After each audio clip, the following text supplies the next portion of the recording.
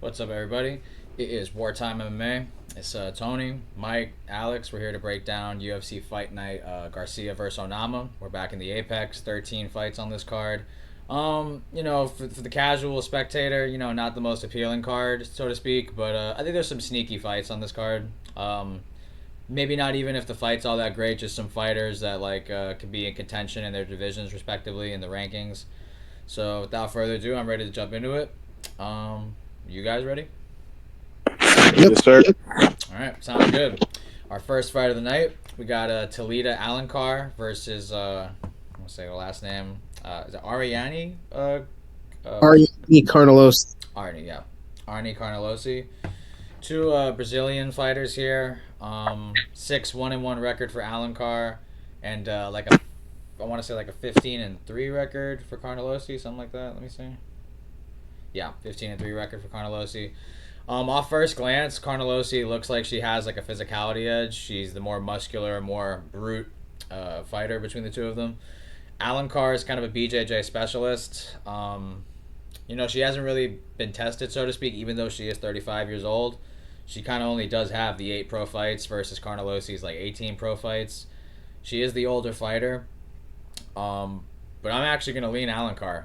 I think her BJJ has the most dominant edge within the fight between their striking, their wrestling, their gas tank, their physicality, all of those things. I feel like Alencar's BJJ could be the separator in this fight. It could create decisive situations for submission attempts or just getting to dominant positions where she can kind of hold out for a decision win. Carnelosi looks like she hits harder. Just looks probably like she's gonna be hard to take down, so to speak. But I did some digging and stats, and I saw that Alencar has got like 20% takedown offense. She's like 1 of 48 on takedowns. I know that's bad, but Carnelosi's got like 14% takedown defense, and I think that's terrible. So I can't trust her to stay on her feet for 15 minutes. And if I feel like I can't do that, I feel like if Alencar is on the ground, top, bottom, or indifferent, she'll get to positions where she can potentially force a submission or get a decision. I'm torn as to which one I'm going with. It's between those two routes. I could see a sub, but I'll go decision. I just feel like Alencar is going to get to positions where she could just hold on and just minute win consistently. So I'm going to go with a Talita Alencar. Excuse me. Talita Alencar decision win. Unanimous. Yeah. I got Talita Alencar as well. I think she's got the right tools. Good record as well. So if it gets dicey, they could always favor the Alencar 6-1 girl. 35 as well. I know that's bad in MMA terms, but in women's MMA, you could be fucking 40 years old and win a world title. I'm not saying that Talita could be a world champion, but you know what I'm trying to say here. 35-year-old bitches actually get shit done over there. Crazy enough. But anyways, and keeping it short and sweet, I got Alicana by 29-28 decision. Yeah, this is. I don't really have anything too much to add here. I'm going to be picking Talita Alencar. I think Ariane Carnelosi just has that glaring hole in her game of gassing out. She is big. She is probably on steroids. She's probably stronger than any woman she fights, and that kind of does make her dangerous early in the fight. But I honestly think Alencar can kind of match her early, and even though she might not be as big or as strong, Alencar is actually quite small. But tactically, I do think she's the better fighter. I think Carnelosi, she just falls apart after kind of 5 minutes, and I can't really pick a women's fighter to finish a fight in 5 minutes. Can it happen? Yeah, but I won't pick that to happen, to be honest, just because it happens so infrequently. So I'm going to have to go Alencar here. She's a pretty good grappler. In her Tapology pictures, she's in the gi, so I don't think Carnelosi can really just destroy her on the ground like that. I think Carnelosi's method to victory is kind of like getting a KO on the feet in the first round, which maybe can happen, but I think Alencar can kind of mix it up in the grappling, and I think Carnelosi would oblige, and I think that kind of makes the first round a bit of an even grappling match, and then going into the second, Carnelosi would have blown her load, and Alencar takes it from there.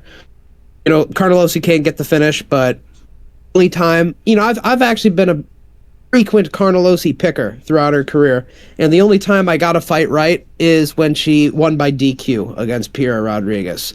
And while that did help me in like the Tapology battles that I do with Tony and Mike, but I can't pick her really after that, and I'm not going to. Talita Alencar decision, maybe even late rounds finish, but I'm gonna go decision. I don't see a lot of finishing potential on Alencar's side. Maybe a submission, but I'm gonna just say decision. Women's MMA. All right, a clean sweep to kick off this fight night. Our next fight of the night, a good one. In the welterweight division, we got Phil Rowe versus, I'm going to need help on this one, Siak Hyun Ko. Good fight here in the welterweight division. Siak Hyun Ko, he's a bit of an upset guy, man, really. In his UFC debut, big underdog to Oban Elliott, outclassed him for 3 rounds, beat him everywhere in the fight, at range, striking, in the pocket, in the clinch, wrestling, takedowns, you name it. He beat him in every facet of MMA in that fight, and he looked really good. And even before that, he was a massive underdog in his Dana White Contender Series against Cavalcante, who was like this like hyped up prospect that they that was massively favored over him, and they clearly probably wanted him to win, but Siak Hyun Ko had other plans. He's been knocked out in the regional scene, so he's not a perfect fighter. But from what we've seen in the UFC and the Contender Series, I mean, he won all 3 rounds in both fights. He's clearly shown he's capable of going to decisions in a 15-minute bout and displaying that he's the more well-rounded guy. Phil Rowe coming off a nice upset win of his own against Ange Lusa. We all picked him on this podcast in his last fight, Phil Rowe. And he does have a frame and height and reach advantage in this one. But I got to go Siak Hyun Ko. I was really impressed in what I saw in the Oban Elliott fight. And I know Oban Elliott hasn't really looked too great even after that fight. But I really like what I saw out of Siak Hyun Ko. I feel like if Phil Rowe doesn't TKO him, I don't think he can just like ride him up against the fence and try to Neil Magny Max or anything like that. Not saying that's Phil Rowe's style. But I'm trying to think of ways he could win the fight. I don't think his wrestling is going to be able to keep Siak Hyun Ko down. I don't think he's going to be able to get a submission. And if he doesn't get the KO, it's hard for me to see him winning a consistent 15 minutes against this guy. So I'm going to go with the decision win here for Siak Hyun Ko. I think he just displays he's the better fighter. He's more well-rounded, gets takedowns, does good in the strike count, and is able to kind of avoid the big shots of Phil Rowe and just show he's the better fighter. I'm going to go with a Siak Hyun Ko decision win. Yeah, I'm gonna agree with Tony here. I got Siak Hyun Ko for decision here. I think he's gonna get it done. Unfortunately, I like Phil Rowe. I really do enjoy his fights. I think he's only had he probably has had like a couple boring fights, but other than that, he's had some pretty banger matchups with the Andalusa fight was phenomenal. The Nico Price fight was also pretty good. There's some other good ones that I like, but unfortunately, I think he's gonna have to lose, man. Siak Hyun Ko is very, very good, and I'm actually not gonna. I want to go with decision just because of how tough and durable Phil is, but I've seen Phil react badly to shots, and I could just so see Hyun Ko knock out Phil. I know he has an equal amount of finishes. Equal amount of ways to win. He has 6 wins off by knocking the person out or TKOing them, or he has 6 wins of decision wins. I think he's gonna TKO Phil Rowe in the second. I think it's just gonna be one of those fights where it is gonna get dicey for Phil in the beginning, and even in the second, Phil Rowe tends to gas out very quickly, especially if you grapple him. I don't know if I'm going to see a grapple. I do think Ko's going to grapple in this fight as well. I think he will out-grapple him. I hope I'm wrong, just because I like Phil Rowe. Love watching him fight, like I said. And I feel like if he does lose this one, I don't know if he's gonna stick around or not. They might end up cutting him. Who knows? But I got Seok Hyung Ko by TKO second round. Yeah, I have to go with Suk Young Ko. Uh, Yeah. that's just a better fighter overall. I do think there's a chance here that Phil Rowe could kind of fluke a win out. He has been known to do that in the third round, where he's kind of like down on points, and then he gets a brutal KO in the third. He's had that happen twice now. But let's look at who he's doing that to. That's Nico Price. That's Angelusa, where he's getting out grappled by these kind of strikers, and then he finds a way to knock him out in the third. And I'm not saying that can't happen. Me and Tony were watching a fight earlier. Suk Young Ko does have a knockout loss on his early career, where he kind of got starched by a kind of like a long-rangey Korean boxer on the feet in MMA. Phil Rowe can do that, but what I saw out of Suk Young Ko's game against Oban Elliott was really impressive. The way he just simply outclassed him and outgrappled him to that extremity is kind of impressive. I think Oban Elliott, I think a lot of people's thought on Oban Elliott going into that fight he was pretty well rounded. He's got good grappling and striking, but Suk Young Ko made him seem like he had no grappling at all, like just effortlessly ragdolling him. And I don't think Oban was as good as people were making him out to be, but I do think he is pretty good, and I do think he is well rounded, and I do think out grappling him to that extent is very impressive. The Welsh, even though there's not a lot of Welsh fighters, they're good grapplers. Oban Elliott, Jack Shore, these guys are good at grappling, and I think for him to do that, he's one of the kind of last guys for Korea at this point. We've kind of have been on this long losing streak of Korean fighters in the last couple of months. And I think he's going to be the guy to kind of switch it around, him and potentially somebody else that we might have talked about later. But I think Suk Young was... what? I said they got Malcolm Wellmaker. No. Okay. But Suk Young Ko, his judo, his boxing, he's actually known for his knockouts on the regional scene. I think he's called the Korean Tyson, even though we kind of know him as a grappler. He is known as a striker and a boxer. I think he'll be able to compete with Rowe on the feet, and I think in order for Rowe to really get a TKO, he needs to feel like a sense of desperation. So maybe he will be down two and come back, but I don't really think he really tries to get finishes, and he kind of just tries to fight behind his length until there's a sense of desperation in the fight. That's what kind of really unlocks Rowe. So maybe watch out for a third round TKO if Rowe is down. But I see a lot of fights where it's close, and Rowe kind of just like the Jake Matthews fight where he kind of will just lay on bottom because it's close. And it'll be like, it'll be close. I'll probably win. And it doesn't go that way. Whereas I feel like when he feels like he's down, that's when you get a real scrap out of Phil Rowe, like the Angelusa fight and the Nico Price fight. But those grapplers or fighters aren't anywhere near on the level of Suk Young Ko. I think Suk Young Ko is going to be comfortably winning the first two rounds against Phil Rowe. It's just a matter of if Phil Rowe can come in for that third round TKO. I don't think Lightning is going to strike three times. This is welterweight. This isn't heavyweight where Walter Walker is just going to get 4 heel hooks in a row. You're not Yoel Romero, bro. You're not going to get a third round TKO this time. I'm going to go Suk Young Ko, 30-27, 30-26 dominant decision. Grappling heavy. Yep. Back-to-back sweeps to start the fight nights. This one, I don't know what to make of this one. Here we go. Montserrat Conejo Ruiz versus Alice Ardelin. Man, I really don't know what to make of this fight. 10-7 Alice Ardelin, 10-4 Montserrat Ruiz.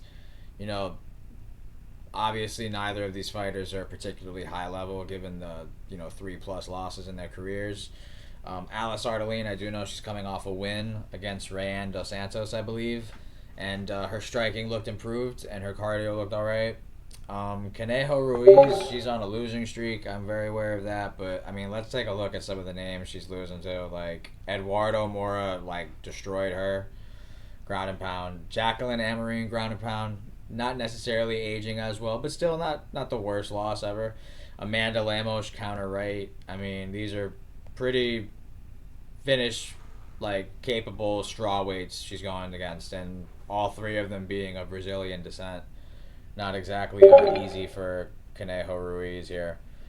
Um, for Ardeline to be like a minus like 300 favorite, there has to be like a volume discrepancy. There has to be an output that they're favoring Alice. They're liking what she did in the Rayan dos Santos fight. Um, I don't know what to make of this fight, to be brutally honest. I haven't really seen too much tape of either of them. I know they both lose in the UFC. That's kind of all I can make of it.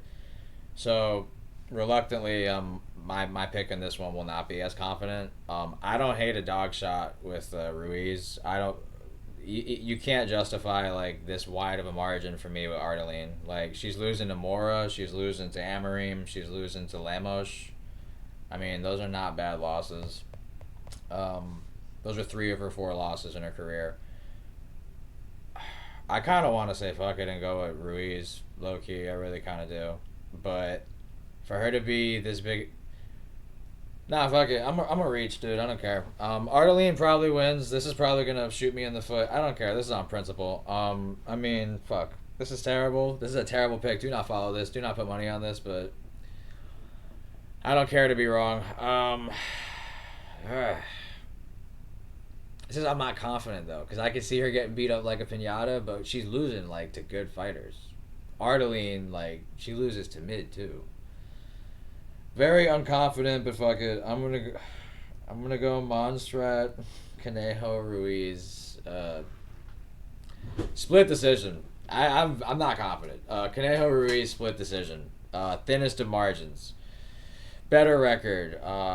I don't know. Mexican. I don't know. I'm just reaching. But by that claim, wouldn't you want to go with the Romanian? Because we don't have too many Romanians. But I don't know, man. Very unconfident. If you pick an Ardeline, whatever. Yeah, I get it. This is just off principle. Conejo Ruiz split decision. Gross. Gross.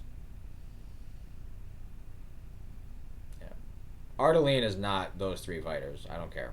I'll take the risk of losing on that one. I'll take it. Yeah, I'm gonna. Mike, do you want to go or you want me to jump in real quick? You know what? I'll just get it. I'll get this woman's shit over with. I got Ardeline by decision. Nothing really else to say. It's women's MMA. I could see women MMA shit happen, but I actually don't know. Yeah, I'm gonna go with Ardeline. I'll just keep it short and simple. Now I'm gonna pass it on to Alex. Yeah, so this is the thing with women's MMA. They're almost all really close, especially at a low level like this. They're like, if you watch Alice Ardeline fight versus Montserrat Conejo Ruiz fight, I don't really care about records at that point. I don't really care about who you lost to. I don't care about if you're Mexican or not at this point.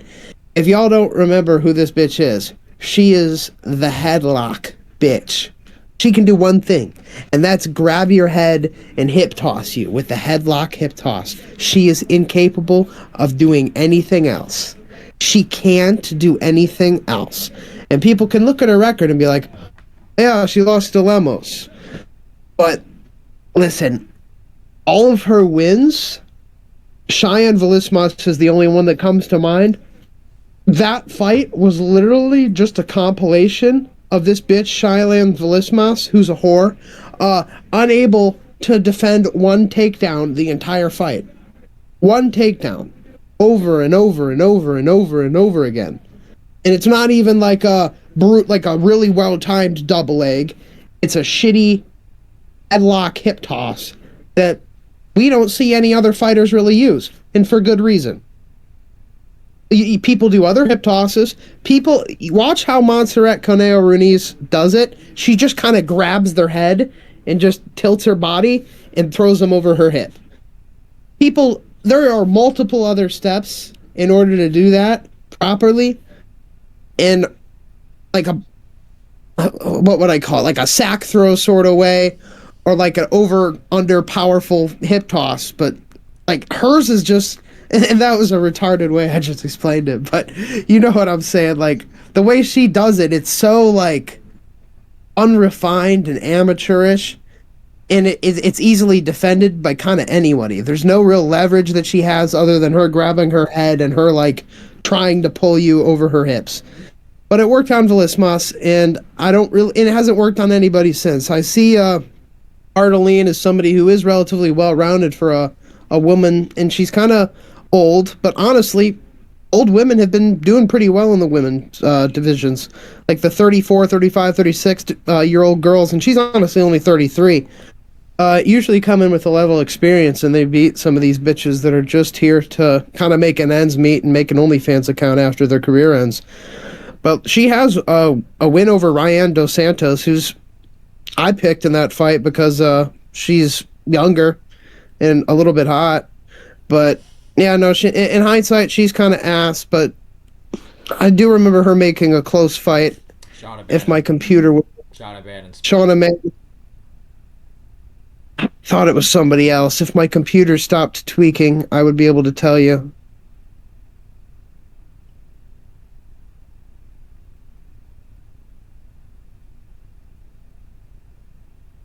Oh shit! Am I still in the call? Yeah. You're gonna have to cut that out. Yeah. You're still in the call. That's fine. All right. I like fucking tweaked out my screen. It's still not working. There we go. All right. You ready to get back into it? Yeah. All right. Yeah, she had a close fight against Shauna Bannon, which I don't really view Shauna Bannon as all that, but I remember her having a close fight with Melissa Martinez. And these girls are bottom of the barrel, to be fair, in their own right, but I do view them as slightly better than the likes of Montserrat Caneo Ruiz, who has one move. Everybody who's fought her recently has kind of destroyed her. Lemos is good, Mora's good, but is Amarim at this point? We just kind of watched her lose. Her only win in the UFC is Velismas. If she wasn't Mexican, she wouldn't be here. Somehow she had a winning record before coming into the UFC, but yeah, I'm not going to spend a second more oxygen on this bitch. She loses decision 30-27 based on Ardeline being able to defend one takedown after she's seen it the first 10 times. Ardeline decision 30-27. Maybe 29-28 because women's MMA is ass.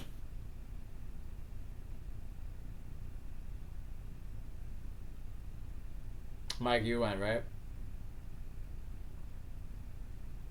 Yeah. Yeah. All right. All right. Moving on to the next fight of the night. Just give me one sec. Get the bout order. I could just edit that. That's fine. My shit's waking. Moving on to our next fight of the night, another women's bout, but this one I do believe is of higher stakes. We have Ketlin Vieira versus Norma Dumont. It's a good fight right here in the bantamweight division. I'm gonna say Norma Dumont is who I'm gonna go with in this one. Ketlin Vieira, she went the distance with Kayla Harrison. She's not a bad fighter. She has decent takedown defense, decent record. Not a small bantamweight. But I just think Norma Dumont is the better striker in this one. We saw that in the differences of the Irene Aldana performances. Irene Aldana smoked Ketlin clean. Beautiful knockout. Norma Dumont was styling on Irene Aldana on the feet. I think that's very impressive. I know we don't think too highly of Irene Aldana, but I think her boxing is pretty decent and her power. And Norma did really well in that fight, especially with the kicks. Her straight punches were really good. She was lighting up Irene. I think that's really impressive. I think she's a well-rounded fighter. She has the opportunity to shoot takedowns. I feel like she could defend Ketlin's grappling as well. I'm just torn between a TKO and a decision because I could see a Norma Dumont TKO here, to be honest. I really could. I just want to see how many TKOs she has. Wow. No TKOs on her record. 10 decisions, 2 submissions. Interesting. Let me see how many times Ketlin's been knocked out.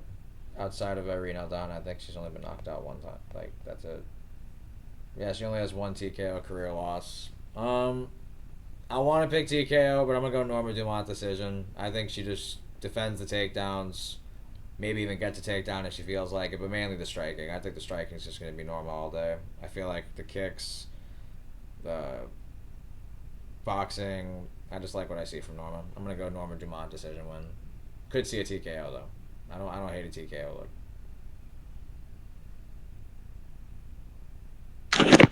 Yeah, I got Norma Dumont as well. I'm very high on Norma. She's very, very good. Very good fighter. Honestly, hot take. I do think I would I would pick her to beat Kayla Harrison, but we'll have to see how she does in this fight. Kayla Harrison had a tough fight with Caitlin Vieira. People, well, not people don't really forget that was like 2 fights ago or 1 fight ago before the title fight. So if she can just do a way better job or just finish Caitlin Vieira, which I am going to pick, I do think she is going to finish Caitlin Vieira in the, I'll say second or third, maybe. I know this is a reach mainly because it is women's MMA. Anything could happen, but I'm feeling a Norma Dumont finish. I think she is very good in the for the division. I think she's got a bright future ahead of her, and I could see her giving a run for Kayla Harrison in the money department. I think out of all the women, she's actually wanting to learn how to do good and not actually do these pitter patter ass fucking Brunson blitzes around the fucking octagon. So I got Norma by second round finish. I could see a TKO or I could see a submission. You said she has no TKOs? No TKO's career. Crazy. Wow. I'll go. Let me check Caitlin's. She's never been subbed. Then nah, I'll switch it to decision. Then fuck it. I do think she is gonna beat the shit out of Vieira. I don't think she'll lose any rounds. I got 30-27. Yeah, this was a better women's fight than last one for sure. I like Norma Dumont. You like Norma Dumont. Everybody likes Norma Dumont. Ketlin Vieira, brick, but she's got great takedown defense. She's pretty talented at that. Striking, not so much. Kind of like how Tony was talking about the Aldana fights. Night and day difference. Aldana got a third eye against Aldana, or Aldana got a third eye against Dumont, whereas Aldana got a KO win against Ketlin Vieira. I don't think Ketlin Vieira is phenomenal. I do think she's very good at takedown defense, and she's big, and she's about as good as most other women's fighters on the feet. So that makes her quite good. If she can defend takedowns against grapplers, she's dangerous. She's physical. But I don't really think Norma Dumont's going to be wrestling, and I think that's kind of how you beat her. You outstrike her. And I see Norma Dumont as the better striker. I see her as more active on the feet. While Ketlin Vieira does have a great defensive takedown game, I don't see her offensive takedown game as really anything that special. I don't really remember her having great submission wins off the top of my head. She has a loss to Yana Santos, which, isn't great. Yeah, I'm looking through her career. It looks like she has one finish in the UFC against Sarah McMahon, an arm triangle choke, and that's it. And that was in 2017. Big 2017. I'm not really impressed with her finishing abilities. I think the finishing ability and the damage capability is definitely on the side of Norma here. Out of all the women's fighters that you could think of, I don't really know a women's fighter that throws elbows the way Norma does. And I think that's dangerous. It makes her dangerous in the close range, in the pocket, in the clinch, where I think Ketlin needs to have this fight in order to win. I think she kind of needs to implement her size and get the takedowns, but having those elbows in the clinch and up close, which no other woman really does, makes that a dangerous game for Ketlin. And I think I could see some elbows landing and her getting some blood going. I have seen Ketlin busted open before, I believe. I think the elbows could open some scar tissue. Norma's not a small bitch by herself by any means. She's got a good jab. She's got good footwork. She honestly does kind of strike a little bit like her boyfriend Marco Tullio, and Marco Tullio is very good middleweight striker. So I think Norma Dumont's going to win. I think it's going to be kind of like a woman striking masterclass. And honestly, I could see her takedown defense looking phenomenal in this fight as well.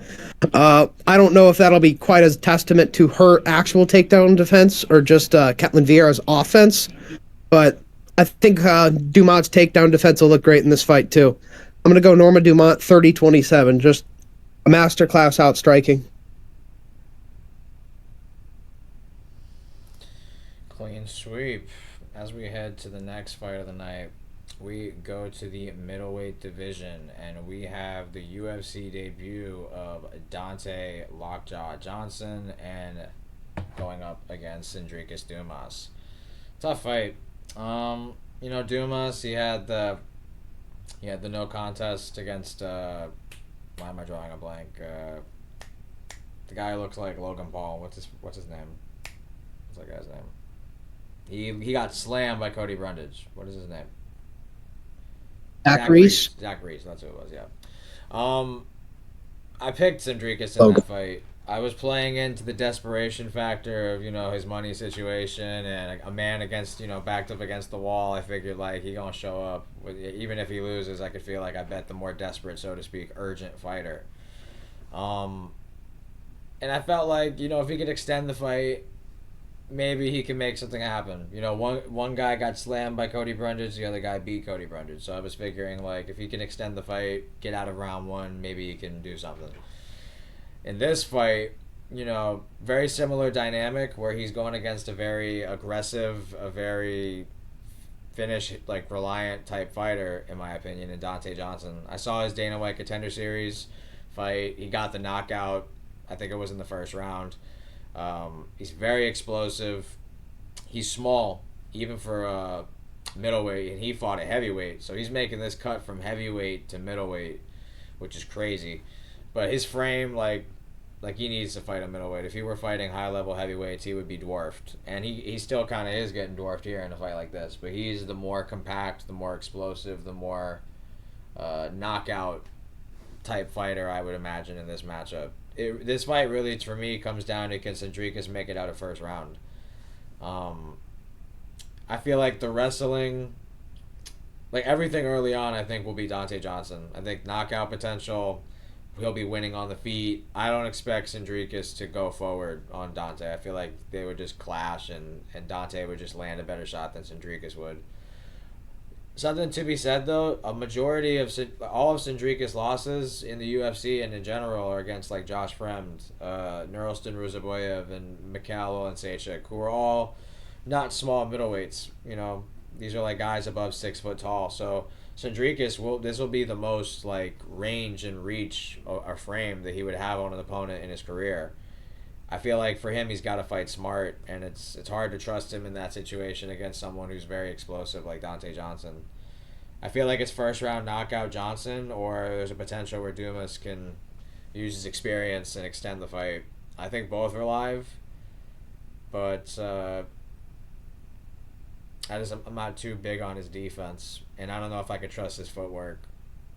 I would like to pick Dumas, but Dante Johnson's he's on a run right now, and he's been getting all these fights done like within the calendar year, like his entire professional career, like 80% of it was this year, like 4-fight knockout streak, and those guys are bums, but I just don't trust Dumas's defense, so I'm gonna go first round knockout Dante Johnson.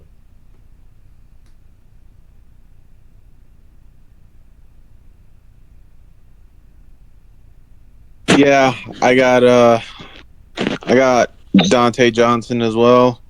This is a good fight. Cedricus Dumas, the UFC's favorite YN.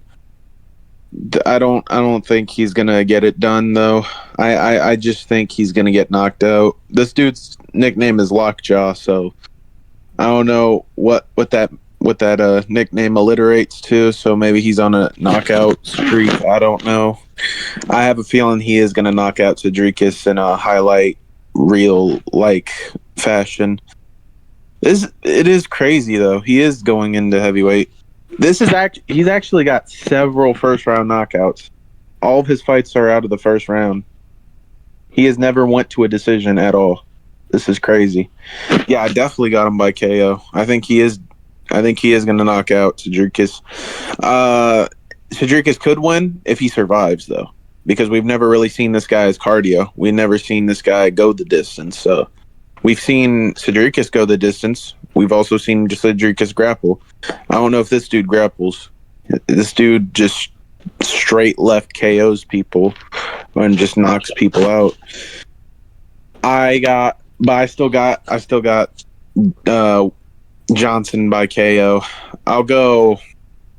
You know what? I think he's gonna extend the streak first round. I think he's gonna knock him out in the first round. I think Sedrikas is hittable, and I have seen Sedrikas get flatlined before. And I think he's also been. Didn't he get first round finished before?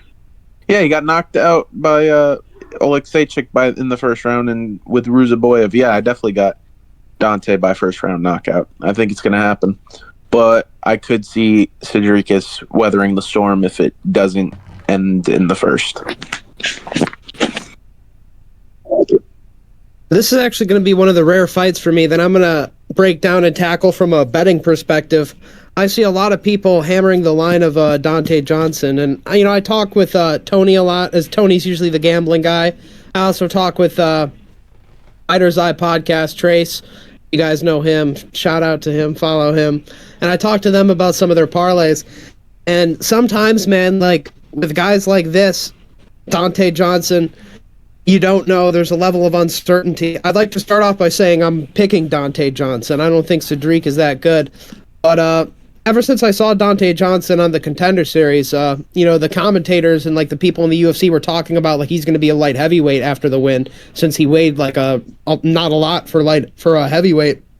But I was saying like, hold on, this guy's 209 pounds, and this guy's like a middleweight damn near. Like unless he's like Yuri, where he can have like success at light heavyweight despite not cutting a lot of weight. But I think Yuri's just Yuri. He's murdering these guys in the first round, but I'm looking at these guys. They're fat, terrible recorded heavyweights, and people always joke in like the MMA space, like, oh, if you want to get like a quick UFC contract, just get really fat, train MMA for like a couple months and become a UFC heavyweight. And I don't think it's to that extent, but like these records are fucking dog shit. 1-2, 0-2, 3-11, 6-7, 3-0, finally, 7-4, which was the Contender Series fight, the 7-4 guy, which honestly is kind of a shit record for somebody to be on the Contender Series. And I didn't know this before. I'm looking at his amateur record. KO in the first round by head kick against Deontay Moses Jr. This is Dante got KO'd by a head kick by somebody who's 1-1. Deontay Moses Jr. His last fight was against Raiden Kovacs, where he got KO'd in the first round. I see Dante Johnson as very green. I see him as a physical specimen. But something about physical specimens is they burn out. And they kind of are tended to rely on their power and their physicality over everything else. It's one thing to track down these fat fucking heavyweights and murder them. Cedric Dumas isn't good, but I have to tell you, he has some level of range keeping. He has some level of footwork. He has some level of being well-rounded. He has some small level of defense.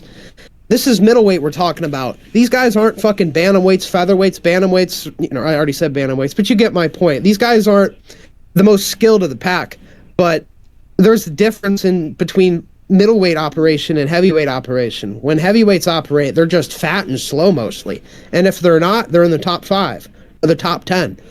And whereas, pretty much every single bantamweight is in good shape and is fast and has good footwork and has good defense.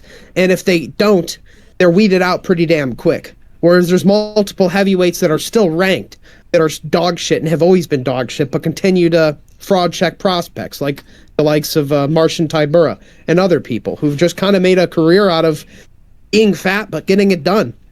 Dante Johnson is kind of the opposite of that. And honestly, if he were to bulk up a little bit, maybe I'd like to see him better as a heavyweight. But middleweight is interesting to me. He's minus 355 on the betting lines. He's minus 900 for a KO. I think these are very, very, very steep odds for a question mark. I don't think there's anything we really know about him. All the guys he's fighting are bums, fat heavyweights. He's 6-0 with a knockout loss in the first round on the region on the amateurs, which wasn't that long ago. Remember, he's only 6-0, and a lot of those fights happened under one calendar year. So this is a guy who kind of sped run himself to the pro scene. Him going down to middleweight, I don't think the weight cut's going to be crazy, but it's definitely a change. He's used to not cutting any weight, and to just run right into a weight cut where you're going to have to cut maybe 15, 20, 25 pounds, it might be a problem.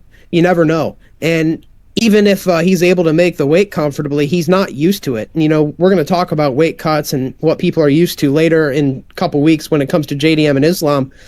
But even if the weight cut isn't much of a problem, it could still have an effect. He's not used to fighting at the level of speed in which Cedric Dumas is. Cedric Dumas has been getting fucked up, but he's been getting fucked up by guys who are relatively fast compared to the heavyweights of now, who are fat, retarded, and obese. I'm going to pick Dante Johnson by first round KO. I'm going to trust his physicality to just kind of blitz Cedric Dumas and get it done, but I'm not so sure, to be honest. I would not bet this fight. The line doesn't appetize me at all. It's too steep for somebody who really we don't know anything about. And honestly, Dante Johnson, I think, will have potentially some wins, but I think it's just an inevitable fraud check that's waiting to happen his way. Too green. He's already in the UFC because he's a physical specimen and gets nasty KOs. But against two. I'm going to go first round KO. Don't bet this fight. Cedric Dumas could just survive, kind of keep a range. He might gas out and Cedric Dumas will take over. But I'm going to go Dante Johnson, first round KO. Probably a straight right hand. All right. We head to the bantamweight division where we have Timmy Kuwamba versus Chang Ho Lee.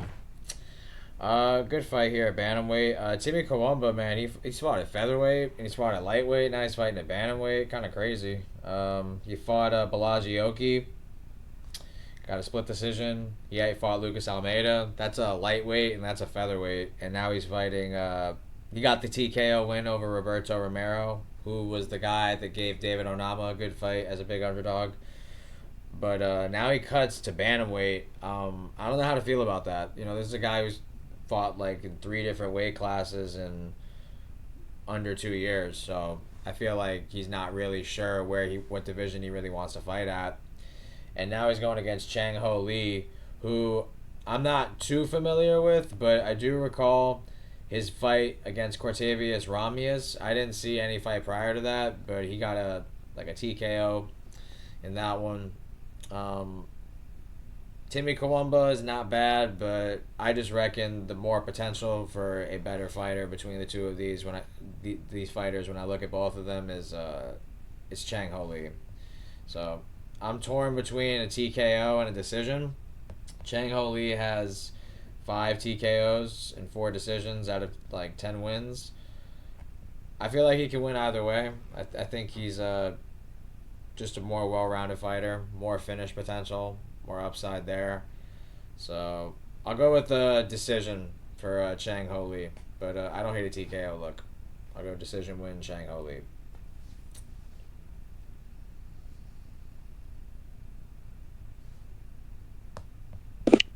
Yeah, definitely. Yeah, Timmy Kuwamba's I got Twilight. I'm definitely picking against that. I got Chang Ho Lee as well. I just don't like I don't know. Tony pretty much said it best. I think I don't know. I just got Chang Ho Lee decision. Nothing really else to say. Yeah, I'm also going to have to go with Chang Ho Lee here. I think Timmy Kwamba kind of fluctuating between weight classes isn't a great sign. He is a featherweight. He kind of took that Balaji fight on short notice. But now he's going to bantamweight. Don't really know how to think of that. I didn't really like the way he looked at featherweight. He did look a bit small. So maybe moving to bantamweight's a good thing. But I think Chang Ho Lee is the better fighter overall, no matter what weight class they're fighting at. I'd probably pick him to win if this was at featherweight. But I think Chang Ho Lee, he's got a wide frame. He's got a lot of muscles for being a bantamweight. He's a pretty good grappler. He's one of the few guys I kind of rate coming out of Korea right now. Him and Suk Young Ko earlier on the card. I like his grappling, just as I like Suk Young Ko's. And I think these guys coming out of Korea that really are emphasizing the grappling game are going to have the most success more than these strikers. Because I feel like these strikers coming out of Korea are trying to relive, trying to be Korean Zombie. Where, the time moved on. Korean Zombie, was a top contender back in Aldo's day. But, the world moves on. You can't fight with that lack of defense and that aggression with little regard to your own safety. I feel like these Koreans with these grappling sentiment that they're setting, I think that's kind of the new wave. I think these guys are going to have the most success out of all of them, and I'm interested to see it. Cortavius Romeus really isn't that great of a win to me, but a lot of people don't finish him, and he beat the shit out of him, and he finished him. So I rate that. I think the ground and pound is nasty. I don't know if he'll finish Timmy Kwamba. I think Kwamba's a little bit better than Cortavius Romeus. I think he's tougher as well, and he's bigger. And I think that can come into play. I think maybe he can stuff a few takedowns and get some boxing going on the feet. But I don't think, at the end of the day, he's better than Chang Ho Lee. And I think Chang Ho Lee can make adjustments, get different types of takedowns if one type doesn't work in the beginning. And I think he'll just be able to get a probably 30-27. Maybe Kwamba makes it tough, 29-28, but weight cut, I really can't trust him to have a gritty third round or anything like that. If Kwamba wins a round, I think it'll be the first. But I'm going to take Chang Ho Lee to just out grapple him. And that'll be my prediction. 30-27. Clean sweep. As we head to the light heavyweight division, we have Billy Elikana versus, get this right, Kevin Christian. Billy Elikana coming off upset, not even an upset, I think it was pick'em in his fight against Ibo Aslan in, I forget where that card was. It was either Abu Dhabi or Saudi, somewhere like that. Yeah, he beat Ibo Aslan by decision, and before that he lost to Bogdan Guskov in his debut on relatively short notice. He's not bad. I've seen Kevin Christian on the Contender Series. He's 6'7", but aside from that, 9-2 record, maybe an LFA fight here and there. I don't really see anything particularly special with Kevin, just outside of his frame. I don't really see what's too crazy about him. His output isn't great. His knockout power isn't crazy. He only has 3 knockouts and 9 wins. I suppose he's more of a jiu-jitsu guy. He's got 5 submissions out of his 9 wins.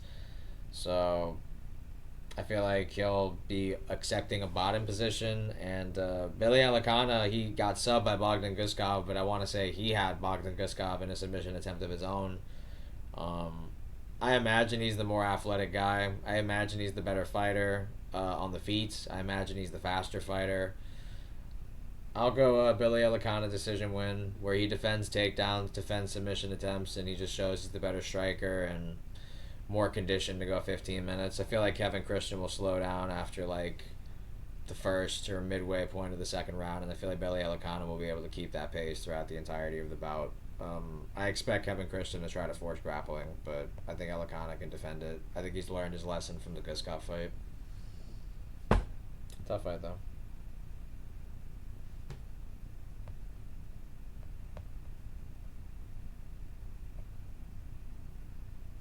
I also got Billy Elikana as well.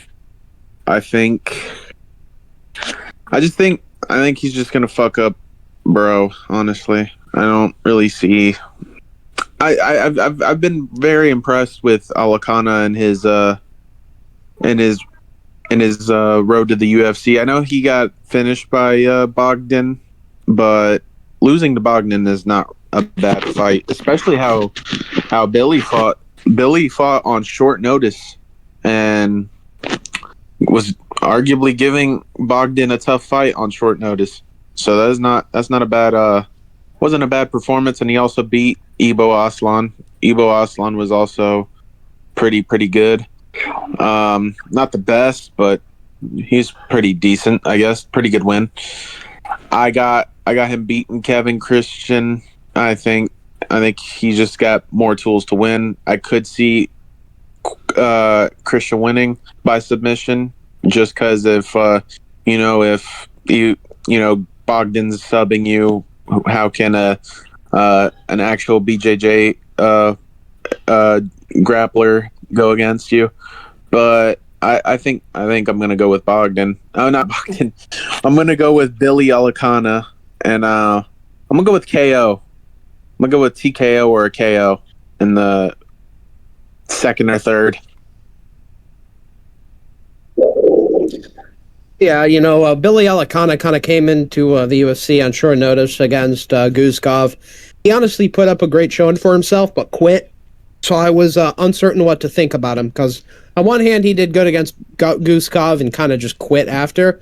So I'm like, maybe he's a quitter and Guzkov's just not very good, or maybe it really was just a short notice and he had nothing left to give and that was about it. But regardless, the way he went down, I don't like.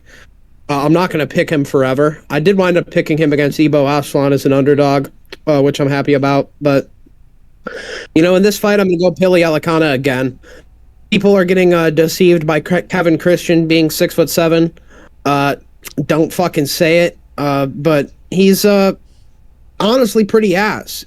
He got a kind of like a Hail Mary triangle or armbar submission in his Contender Series fight after kind of being out grappled. He didn't look a whole lot of. He didn't look physical really. He didn't look tough. He kind of looked a bit soy. I actually mistook him for Taliesin Teixeira. That's why I faded Taliesin Teixeira against Justin Tafa. But yeah, no, he's not Taliesin Teixeira at all. He is tall. He really just doesn't strike me as a physical guy, even though he's as tall as he is. He's a guy that's like, it's unfortunate that he's 6'7" and not 7 foot like one or like a little bit taller, and the NBA wasn't popular in Brazil. Otherwise, he'd probably be better at that. I just don't see him as much as a fighter as I see Alicana, even though he's kind of a bitch. Alicana pussed out, but I did see him grit through moments against Ibo Aslan in that fight. I think he's better. I think he'll be on top. I'm going to take a risk here. I do feel like it's a close fight, but I just didn't see. I didn't think he looked good. I didn't think Kevin Christian looked good. So I'm going to just pick Billy Alicana off the only fight I've seen Kevin Christian be in where I felt like he didn't look good. And he didn't deserve a contract, but he got one. So I'm going to go Billy Alicana, decision, potential late rounds TKO. It's really hard to predict the method. But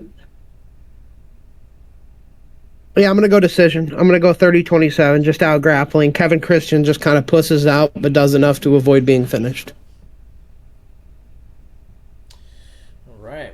Moving on to the flyweight division, we have Alan Nascimento versus Cody Durden. This was originally going to be Alan Nascimento against Rafael Estevam, and Estevam had to pull out of the fight. Now we have Cody Durden. Cody Durden's a solid vet, but he's not. He's just not good enough to break that upper echelon, so to speak.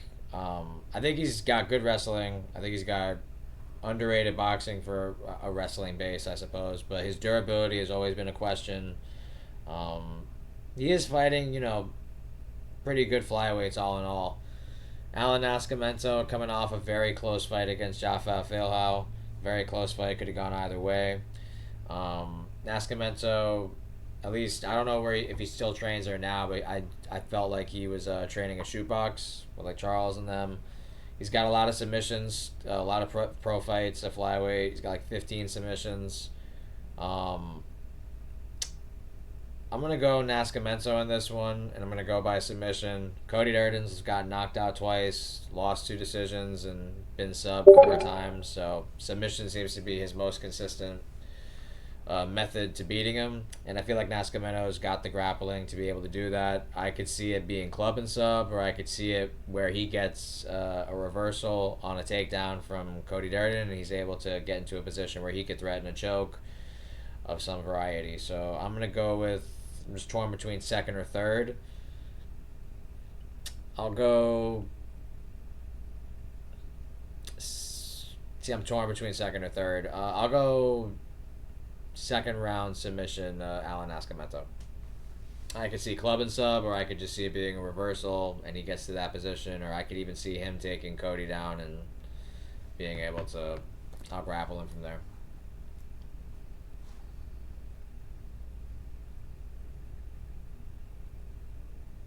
Yeah, this is a very tough fight. Honestly, Cody Durden actually has some pretty fun fights. I can't lie to you. I think he's kind of like a Timu Colby Covington in a way, where he weathers the storm against you and has some rocky moment. But I think he's. I don't want to write him off just yet, because this could be one of those fights where he does weather the storm in this fight. But I got Alan Nascimento subbing Cody Durden as well. Unfortunately, I just think I could just so see Cody Durden shooting a double leg. If you watch Cody Durden shoot for a double leg, he leaves his neck wide open. This is going to be a risky one here, but I think he is going to get caught in a guillotine here. I think we have seen him get caught in guillotines before in the past. I could just so see him getting caught in a guillotine or something like that in the second or first by just shooting, or I could just see him getting club and subbed. I don't know. It's a tough wet route to predict. I can go either way, but I'm gonna go with Nascimento by submission. I think Cody's gonna shoot a double leg like how he normally does, leaving his neck presented, and Nascimento's gonna go for the squeeze and sub him. All right, moving on to the main card. Hold on, Tommy. I haven't gone. I haven't gone yet. Oh, I'm sorry, my bad. I'll edit that out. You're good. Yep, you're good. This fight between Nascimento Durden, Durden, I think on paper it looks closer than it is. Durden's got good grappling, but if you're looking at the early portion of his UFC career, he's got some submission losses. He got submitted by Muhammad Makayev, and really the one that grinds my gears the most is getting embarrassed like that by Jimmy Flick. Flying triangle from Jimmy Flick in the first round is crazy fucking work. I'm going to be honest. The gear subbed him as well. Like I said, Makayev did as well. But Jimmy Flick flying triangle, embarrassing your ass in the first round is some of the worst. And his hands looked good against Bruno Silva before he got murdered. And I feel like that was kind of the end of his career. Like we saw a spark about what could have been, and then it ended. I think he's firmly on a downslide now. He's 34 at flyweight. His chin has taken a toll. He's taken a lot of damage for being a flyweight. Joshua Van pretty much used him as target practice, and Bruno Silva brutally spun his jaw. I think the time of Cody Durden has passed. He can be scrappy. He can make this fight something, but I favor Nascimento in the grappling exchanges, where I think this fight will inevitably end up. And I think Nascimento's just longer, more skilled on the ground. He's the better submission artist. I think he's the better scrambles. He's the bigger guy. Sometimes I look at him and I wonder how the fuck he makes flyweight. But I think he can be in a scrap as well and get out of it. I think that's the one thing Shootbox does teach fighters, maybe too well, is how to feel comfortable and survive a scrap. But I definitely got Nascimento here. I'm gonna go submission. I think him getting subbed by Jimmy Flick is all I need to go off of. I think Nascimento's live submission game. He's got a full camp, whereas Durden doesn't. He's a big guy. He's got time to make the weight here. He's made close fights with a lot of other people. Jafel Filho, he had a close fight. I thought he lost it, but he ended up winning. Jafel Filho's pretty damn good. He had a really close fight against Tagir. I like Nascimento, and I'm going to pick him here. I'm going to say second round submission, rear naked choke. All right. We move on to the welterweight division on the main card, where we have Charles Radke and is it Daniel Frunza, I believe. Let me see that. Yes. Good fight here. I expect this to be a scrap. I do not see this fight going the distance if you've watched both these guys fight. Both are predominantly strikers for the most part. It's where they do the most work. In the UFC, Iraqis have a tough draw of it. He was looking all right in the Mike Malott fight, but he charged in and got caught, and he lost to Carlos Prates on the feet. No shame in that. We all know how good of a striker Carlos is. Um, Not a bad striker. We all know him for his infamous post fight antics in that Australia card. I think it was the Strickland Adesanya card in Australia where he said what he said on the mic, as we real ones remember what Radke said and what he stood on business. As for Daniel Frunza, he won his Dana White Contender Series bout, but he lost his UFC debut, I believe, to Reese McKee. And I know it's not a great look on paper. I am very aware of that. But Reese McKee, he's had a tough draw of opponents himself. He's had a lot of different style matchups, grapplers, strikers. And just from a pure striking aspect, I feel like Reese McKee had like a reach and a range advantage over Frunza that he was able to really capitalize and make Frunza pay for. I know he got the TKO doctor stoppage win, and it was gruesome. Like, he was fucking him up on the feet. But if he didn't get stopped, I really do feel Frunza would have continued to fight. Not saying he would have won, but he would have continued. So I do think there is dog in Frunza. As for Radke, his UFC losses aren't bad. I mean, take the 2 losses away. I mean, he goes from 10-5 to potentially 12-3, and he is favored in this fight, and I can understand why, given the likes of the opponents that he's faced. And getting TKO'd by Reese McKee isn't a great look. But I'm going to take a dog shot on this one, guys. I'm going to go Daniel Frunza. I think this is going to be a scrap, back and forth fight, a lot of different momentum swings. You could argue for sure Radke's the more technical striker. I don't hate that take at all. But not calling Radke a quitter or anything like that, but I do think there's some dog in Frunza. I think if there is grappling exchanges in the fight, I think Frunza can get takedowns potentially. I'm going to take the dog shot here with Daniel Frunza in a war. I'm going to go 3rd round TKO and an absolute scrap. Should be a fun one.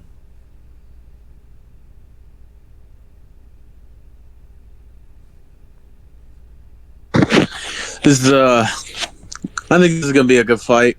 Tough one to predict, but I'm gonna pick the infamous Chuck Buffalo on this one. I got Charles Radke. I think he's gonna break. Daniel Frunza. I've had some successful predictions with Radke. Some I haven't. I picked him against Malott. I know that was a bad loss, but if you put a gun to my head and told me would I pick him again, I would. I just think Bradkey's very good, man, and he's not losing to bad fighters. He's only losing to ranked caliber opponents. He's only losing to Mike Malott, Carlos Prates. Those aren't bad losses, and those are his only 2 losses. Like, I rate that. I think he's going to beat Daniel Frunza in this fight. I think he's going to use experience. I think he's going to use just flat out his pressure and stockiness into his fights. How he normally does, where he just starts breaking people. I could see him getting knocked out. There is a potential in that, but I think he's going to break Daniel Frunza. If Reese McKee can beat the living shit out of you, who is a walking punching bag, I don't care what nobody says, Reese McKee is a punching bag. If Reese McKee can have success, I think Charles Radke can. So yeah, I'm gonna go with Chuck Buffalo on this one. I'm gonna go with late second round TKO or 3rd round TKO. Yeah, there's not a whole lot to go off of for Daniel Frunza outside of the Contender Series fight in his debut against Reese McKee. I don't like the way Reese McKee did him. I'm going to be honest. I picked Frunza in that fight, but he let me down. I picked him to have the better striking as the former kickboxer, but it shows that you can't always rely on that. Reese McKee's bigger, longer. He had a much bigger frame than Frunza in that fight. He almost looked like a lightweight out there. I honestly don't really like the way Frunza has looked I picked against him in his contender series fight. Forgot what the guy's first name is. It's like Cootsie, something Cootsie. Yeah. But Cootsie is pretty good on the regional scenes. He had a win over Ismail Nardiev, I remember, and he was on a bit of a hot streak. So I was thinking, you know what, Cootsie, it's probably Vadim Cootsie from Belarus. He's got a great record, 17-2. I thought he was gonna kind of walk over Frunza, but Frunza kind of kept him at range, and this guy ended up gassing out, and he TKO'd him. In hindsight, this guy is kind of ass, and Frunza just kind of took advantage of it after he gassed. Maybe there's an injury there I don't know about because his record's very good, but just to walk into the UFC and get done like that by Reese McKee, I hate it. I really do hate it. I don't think Radke's all that. I do think there's definitely a limit for him in the UFC. I think we've already been shown it with Mike Mallet, but he's got good hands. I've underrated his hands. I've underrated his power multiple times. I picked him against Mallet, and that was too much. I might have picked Mallet. I don't remember. But regardless, he's a good fighter. He only loses to Mike Mallet and Carlos Pratas. I'm going to pick Radke to get this done. I think the hands is really what got Frunza last time with McKee. McKee was a lot bigger, whereas Radke is also kind of a smaller welterweight. But I like the physique on Radke versus Frunza, who I see is kind of almost like not chubby, but not as defined as Radke, who might be on the juice. Let's be real. He trains with Bilal, and he's very, very jacked for a small, short man of welterweight. Maybe it's just that he's small and short. I don't know, but he's got a lot of power. He's got good boxing. I think Frunza can keep it at range decently with his kicks, but I have to go with Radke here. I'm going to say Radke by KO in the second. If Reese McKee can hit you like that and kind of like bust you open and get a doctor stoppage, I think Radke might be able to get a clean KO. I'm going to go second round, a hook in the pocket, Radke, KO. I think that might be one of the first finishes of the card, too, that I picked. But yeah, Radke. All right. As we head to another main card bout, a banger in the featherweight division, we have Isaac Dolgarian versus Yadier Duvall. It's a good fight here, man. Really good fight in the featherweight division amongst these two prospects. Isaac Dolgarian, a controversial decision in the Christian Rodriguez fight. I felt like he won two of those first rounds, and then he proceeded to very much lose the third round. No question, C-Rod won the third round, but I thought Dolgarian did enough to win the fight, or at the very least merit a draw, so to speak. As for Yadier Duvall, made light work of Conor Matthews. I mean, Conor Matthews is kind of just a good style matchup for any fucking buddy in the UFC. His Dana White Contender Series bout, I think he went the distance. That fighter looked pretty durable. I'm very high on Yadier Duvall. I like what I see from him. I think he's got what it takes to be a pretty good contender in the featherweight division. As for Dolgarian, I do think there's skills with him as well, and he was very successful on the regional scene, but I can't help but notice his gas tank isn't crazy. And if you're letting C-Rod tag you up like that in the striking exchanges, I have a feeling Yadier Duvall could fuck around and TKO you. I am going to go with Yadier Duvall in the upset. I'm very shocked at the odds of this fight, especially given that Yadier is the undefeated fighter. But to Dolgarian's credit, I suppose he's had more UFC comp in his opponent being C-Rod compared to Conor Matthews and the Contender Series guy that he fought for Duvall. But I am still going to go Yadier Duvall. He's won all three methods in his undefeated career. He has multiple submissions, multiple decisions, like 2 knockouts. I think the longer the fight goes, it favors Yadier. I think he's more capable of pushing 15 at a hard pace than Dolgarian is. I feel like Dolgarian's best opportunity is the first round, especially with the wrestling. I highly recommend he try to wrestle in that first and get him on his back. Because in my mind, I feel like if he's not getting it going with the wrestling, I know he's competent in the striking, but I feel like he's like a Kyler Phillips type striker where he looks really good early, but the longer the fight goes, his explosiveness, his athleticism kind of dwindles, and he's more hittable, and his footwork isn't as clean, and it's kind of getting sloppier as it goes. I think Yadier can win all 3 ways. I could see an exhausted submission. I could see a TKO. Whether it be in the middle of the fight, the later of the fight, I can see a decision. I'm torn, but I'll go decision Yadier Duvall, where he just shows he's the better fighter. But I'll give Dolgarian the first round. I'll give round one Dolgarian, and then Duvall just settles in. I don't hate a late TKO call either. You know what?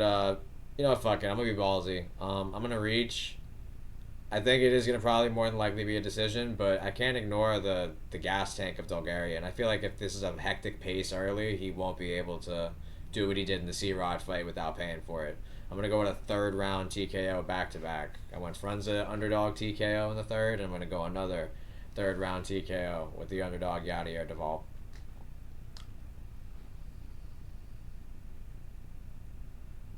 Yeah, I got Yadier Deval as well. I think he's very good. I think he's got a bright future in the featherweight division. Uh, I Isaac Delgarian is good, but Tony nailed it on the button. We have seen him like getting hell. He's gotten hella tired before in certain exchanges, and I don't know, man. Something's telling me that he can be broken in this fight. I think Yadier is better than C-Rod, and I think he's way better than Brendan Marat or whatever his last name is. I think he's gonna be able to stuff the takedowns. I think it's gonna be a difficult fight for Isaac Dolgarian. I could see it being competitive, but I think Yadier he's just gonna fucking break him, man. I'm gonna go with a third round TKO. I think he's just gonna have. I think Isaac's gonna have trouble getting him down. I could see if this is a very close fight, them favor Yadier. If they're able to give fucking Christian Rodriguez the fucking fight against Dolgarian, I could definitely see them giving one for Duvall. But I think Duvall's gonna come in here and make a statement here with this win, and I think he's going to finish Isaac. I know Yadier has also gassed out before, but I think that one dude is way more durable than Isaac Dolgarian. Something about Isaac Dolgarian to me is if he doesn't have his way with you, he's gonna get very tired. And even if he does have his way with you, he's gonna get very tired. If he doesn't finish you, I have a feeling he's in trouble in some of these fights, but I think this one's going to be a very problem fight. I'm going to go with the Cuban problem, Yadier Deval, and yeah, third round TKO. Yeah, this is a fight I went back and forth on a little bit. I like Isaac Dolgarian. I think him is a good fighter, but Yadier Deval, I think, is just going to win this fight for a couple reasons. I think he can match Dolgarian in the grappling, for one of them. I think the striking is probably pretty close. I might even lean Dolgarian in the striking. But I think Yadier can match him in the grappling and the striking. And I think the thing that makes it huge here is Yadier Deval is the bigger fighter and has the better cardio significantly. I think that match up against a smaller fighter who gasses out is very bad. Yadier's going to be able to kind of muscle him out, weigh on him, make him deal with his size in the clinch, and just wear on him. And I think if this fight is as scrambly as I think it will be, I think Dolgarian will gas. I think Yadier Deval is able to scramble with Dolgarian. I think he's going to be able to get his own takedowns. I think the striking will be close, the grappling will be close until Dolgarian starts to gas out a bit. And I think that's where Deval, steals the second and third. I do think this is a close fight. I do see both of these fighters as quite good. This is a pretty good scrap on the unranked section of featherweight. But I think Yadier Deval, even if it's close, you don't got a lot of Cubans right now. You kind of put all your hopes in the idea of a Robelis to Spain, and we saw how well that worked out. So Yadier Deval is kind of the lone Cuban, and I think he's a pretty good prospect to kind of get going for the country. He's pretty well rounded, and he's got great cardio. He's pretty big, and I think that's what you need to beat Isaac Dolgarian. I think it could be a close fight, but as I always say, if it is close, who are they going to give it to? It's going to be Yadier. I'm not going to pick my fight based on that solely, but that is something that kind of helps the deal. I do think Yadier wins this fight. I'm going to say 29-28.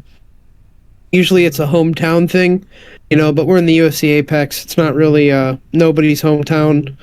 I think having some Cuban representation is important to the company because Cubans are historically boxing fans, and you know how Dana is with the boxing fans. He wants to like kind of get their fans interested in MMA. So I think he's trying to do that and start doing that here with Yadier. So I'm going to go Yadier, 29-28, hard fought decision. As we head to the feature fight of the night, we have in the welterweight division Jeremiah Wells and Themba Gorimbo. Tough fight here in the welterweight division. Jeremiah Wells, very explosive, has a wrestling base, trains at Hoist Gracie, Henzo Gracie in Philadelphia. Never been knocked out, only been submitted the one time against Carlston Harris. A majority of his entire losses are all decisions. So he has been able to go 15 minutes. Lost a split to Max Griffin. Lost a decision to a Vinicius De Jesus when he was 7-2 in his career, now 9-6, and he lost to a 14-6 fighter in what it looks like Titan FC, or no, not Titan FC, CFC. That's like a Philadelphia regional scene. Themba Gorimbo, we all know the story about The Rock and this and that. I don't really want to go too much detail of that because it's mixed results. Like, some people find it inspiring, other people find it like he's lying. So that's a whole ball of wax I don't really even want to get into. Solely him as a fighter, he had a decision win over Nico Price, wasn't terribly impressive. He lost to Vicente Luque. Luque showed he's still, competitive at least to be able to get that win. Jeremiah's old, man. I know he's never been knocked out. But the older, he's 40 years old at welterweight. That's not great. He is explosive. He can wrestle, but Themba Gorimbo, younger, taller, longer fighter, about a 3-inch reach advantage.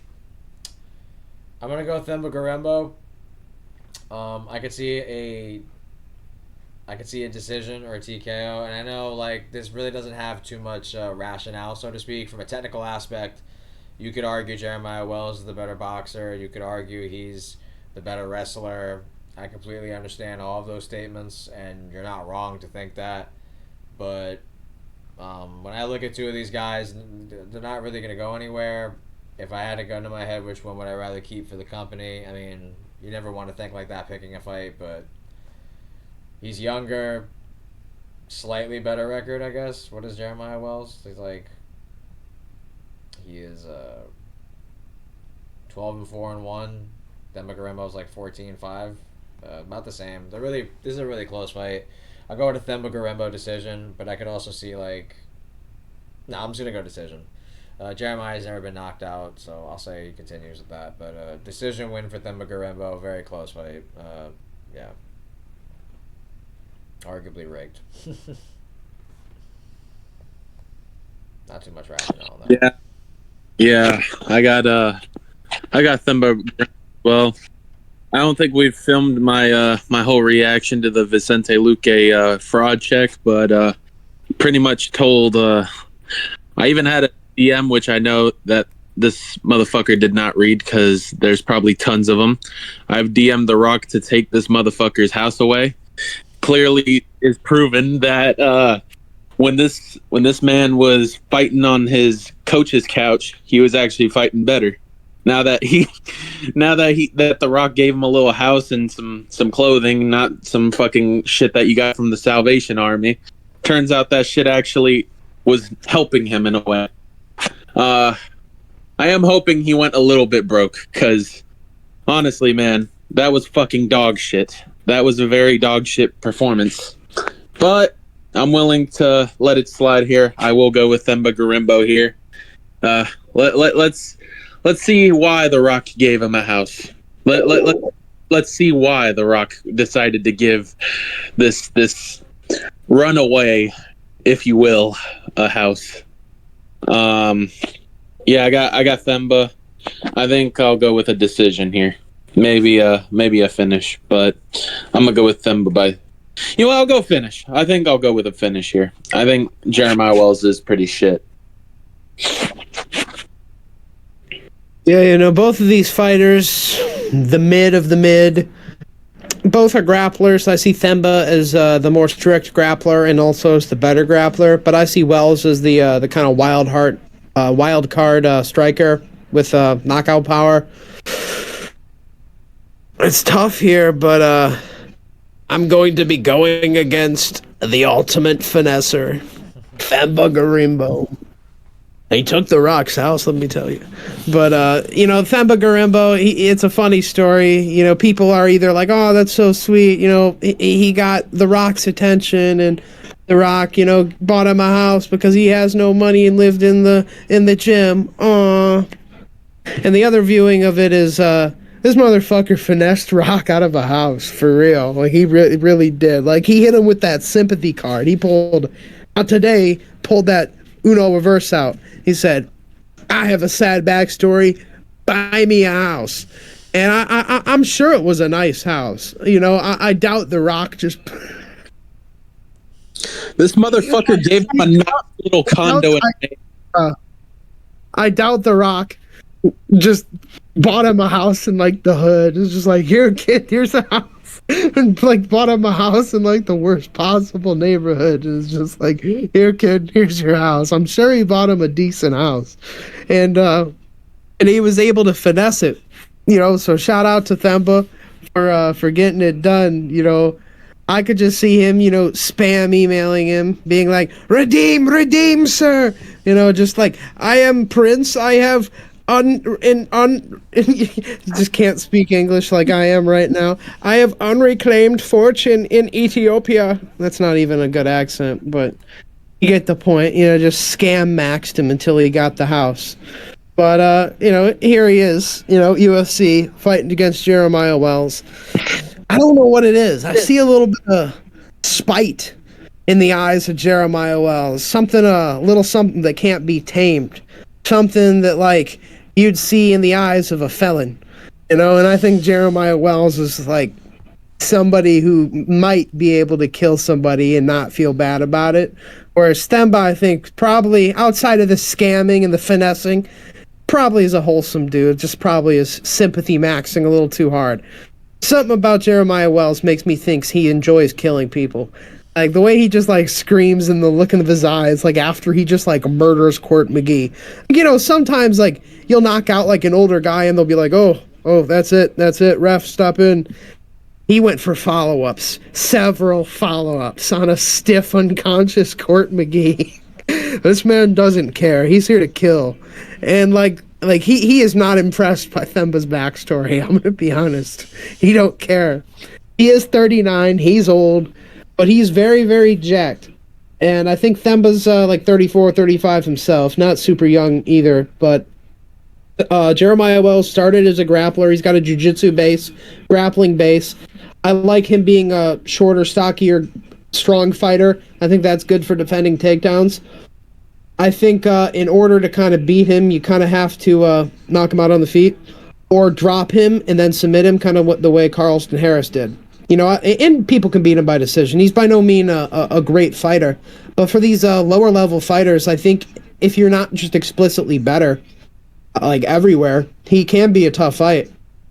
And I think, I don't think Themba is going to have the same sting on his punches and respect on the feet that a Carlston Harris did, who was kind of able to make him respect his own power and then mix in his own grappling. I think Themba is going to be pretty much strict wrestling with really no threat on the feet, and I think that's what Jeremiah Wells signs. I think he can make the grappling close enough, and in the moments of the feet, like, man, Luque is old and washed, but he looked pretty damn fresh in his prime against Themba.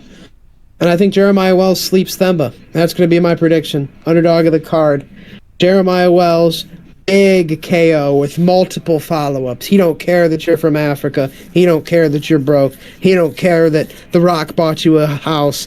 He's here to show you what motherfucking Philadelphia streets is like. You know what I mean? He's about to curb stomp your ass. He wants to beat you into a pulp and take a photo of it and incriminate himself on Snapchat. You know what I mean? He's the type of motherfucker to post guns on his Snapchat story. He's the type of mother to sell fent knowingly. It ain't no accidental lacing. He's selling bricks fent to the community. That's who I see Jeremiah Wells as. He's just a menace. Like, this man has had several kills. He's like Dextered people like to a table, as well as several unaccounted drive-by shootings. Jeremiah Wells is a problem in the cage and out. Like, if he got arrested and he just was like a serial killer, I wouldn't be surprised. There's something murderous in that man's eyes.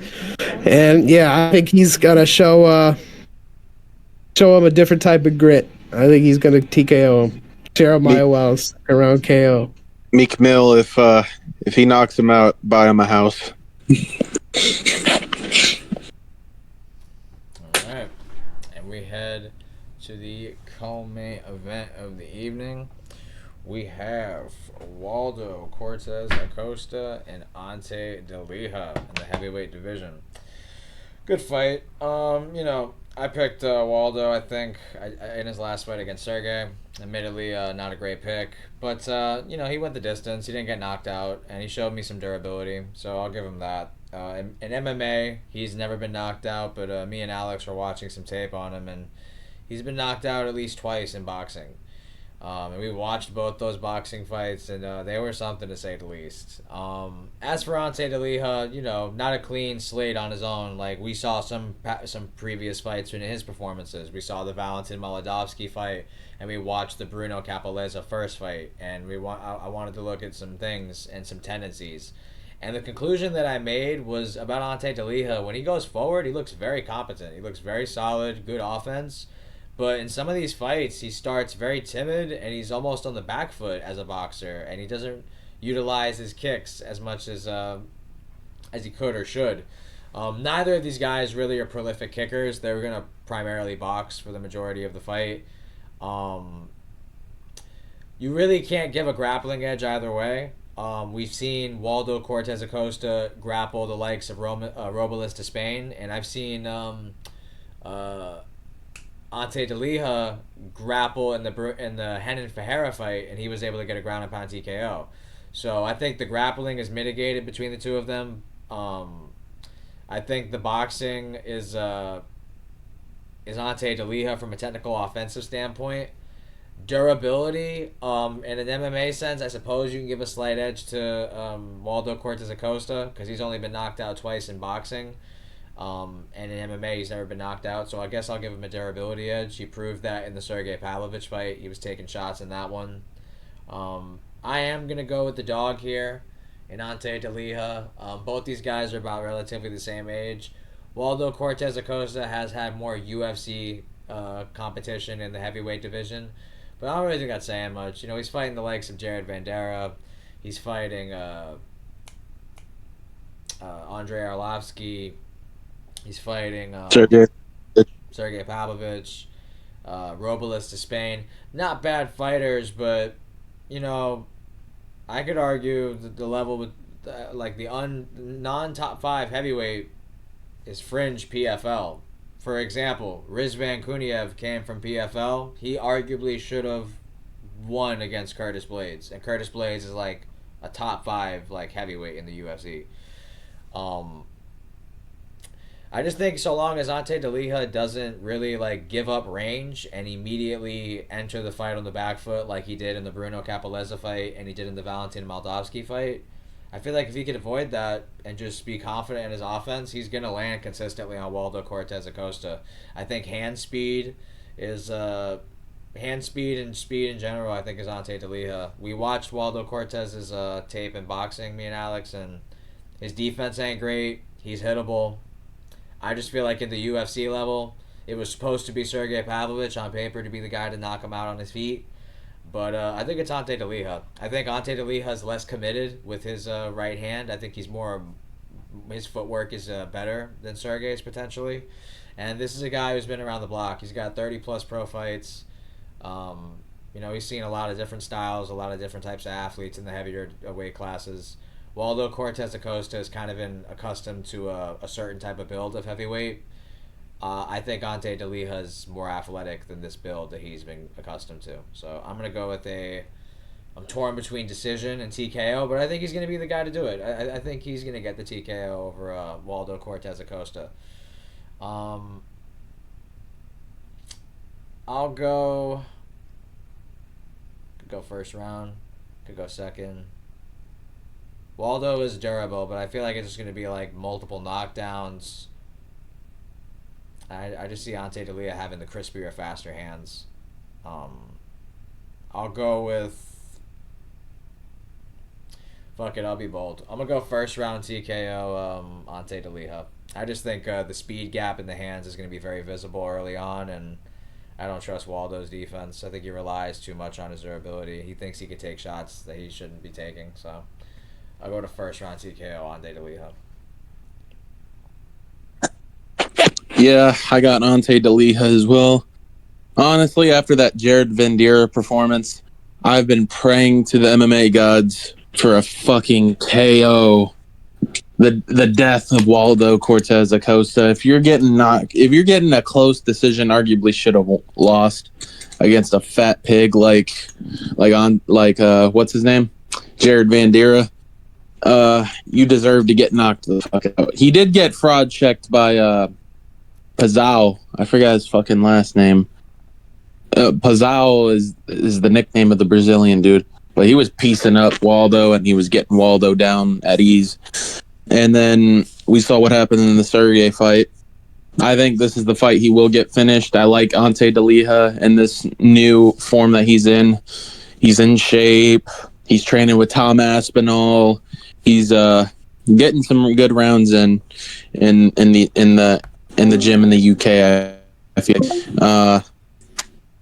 I got Ante DeLiha in here. I think he's gonna Waldo. Tony, that is not a bad pick on the first round TKO. It's not really a non-bold one. I would go for it, but something's telling me second round TKO. I feel like he's gonna get him, pick him apart. I have seen Ante use leg kicks before. I think he will use it in this fight. I think Waldo is very easy to go for legs. And he's also easy to piece up too. His defense hasn't been impressive either. I think somebody will be able to get that chin, and I think it will be Ante DeLiha, and I think it will be in the second round.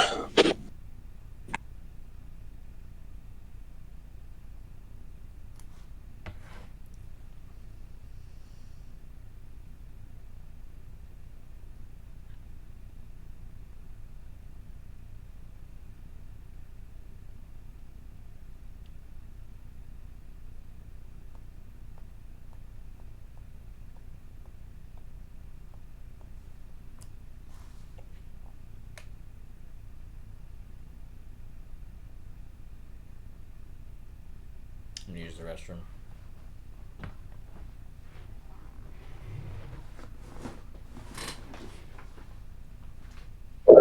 My mom just came down and asked me what I wanted for dinner. Got into a conversation. But this is a tough fight. Ante DeLiha versus Waldo Cortez Acosta. Waldo Cortez Acosta has a good chin. As me and Tony discovered earlier, he has been knocked out in boxing a couple times. Not a good boxer, I can tell you that. But in the MMA, he's definitely had more success. We also watched some of Ante DeLiha's losses, and in moments, I'll be honest, he has looked kind of like a fraud himself. He sometimes is kind of like doesn't want to be aggressive. He wants to kind of sit in the back foot and wait for his opponent to do something first, and sometimes that's to his detriment. We didn't really see that in his UFC fight. He was very aggressive, and he took his shots when he had them. He looked definitely sharper in his UFC debut than he looked in the PFL fights. I think training with Tom Aspinall definitely helped him. I think Ante DeLiha overall right now is the better MMA fighter, and he might have the better hands as well. I think Waldo's thing here is the durability and the chin. I think Ante Dilly has faster. I think he has better combinations. I think he has cleaner punches overall. If I'm going off of the Ante Deliha I saw against Tybura, I thought that Ante Deliha has looked the best that he's ever looked in his career based off what I've seen in the PFL. He looked kind of fraudulent in the PFL, but now that he's kind of routinely training with Aspinall in the UFC, which is like the big leagues, I think he's becoming a different animal now. Whereas Waldo, I see as a fat retard and will remain a fat retard. Uh, Boxing didn't work out, so he moved. Baseball didn't work out, then boxing didn't work out. Now he's on to MMA. Wait for this to not work out too. I think Ante Deliha has the overall better striking game too. He'll throw a little bit more like kicks, knees, and elbows than Waldo will. Like I said, faster hands, better combination punches, better timing, better like turning over the punches, just better punches. They look better. He looks better when he throws. He's got better cardio. He's in better shape visibly. Is the better grappling game too. If he wants to take it there, he can. Waldo seems to have good takedown defense, but it still has to be said that Waldo's got the lesser grappling game here compared to Ante. I only see Waldo winning by kind of eating Ante Deliha's shots and returning his own, and just kind of winning by durability maxing. Just eating all the shots that come his way, pause, and giving one back that's very hard and that Ante can't survive from. I do think Ante's chin isn't as good as Waldo, but this is heavyweight. They can both put each other away. I see Ante Deliha touching him up for 3 rounds, kind of like Sergey did, but I think he's going to be a little bit more active. I can see Waldo hurting him and him maybe surviving and getting back to work. I think this could actually be a fun heavyweight fight, and that's what I'm hoping for. I'm going to go Ante Deliha. Oh, I'm debating 29-28 or 30-27 because I think Waldo might clip him in one of the rounds. But I think I'm going to go 30-27. I could see him clipping Waldo back, being better. I'm going to go 29-28. I've been picking a lot of 30-27s. They can't all be 30-27s. So I'm going to go 29-28. Waldo gets around by hurting him, but Ante Deliha, the better, more efficient striker, gets it done. 9-28, clear decision. Ante Deliha moves on up in the heavyweight division. Now we wait for Tony.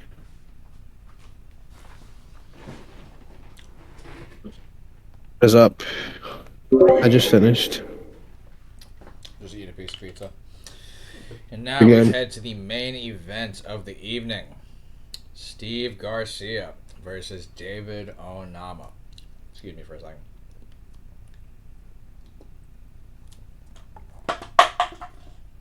You want me to kick it off, Tony? No, I got this one. I appreciate you, though. I like both these guys, man. I'm a fan of both these featherweights. I like Steve Garcia. Prior to the Calvin Kattar performance, which I actually, as a fan of his, was it's gonna sound crazy, but I actually like seeing that. Obviously, I would like a TKO or like, what he's been doing prior to that fight, but I like to see that he was able to go a good 15 minutes against a formerly, top contender in the featherweight division. But after that fight, clearly Calvin doesn't move the same as much as he used to, and etc. But prior to that fight, Steve Garcia was on a finish streak, just knocking dudes out left and right. His Mezakayo Costa win, I distinctly remember that performance. It felt like he finished Mezakayo like 3 different times in that fight. It felt like he TKO'd him, subbed him, and then TKO'd him again. Go rewatch that performance. That shit was brutality.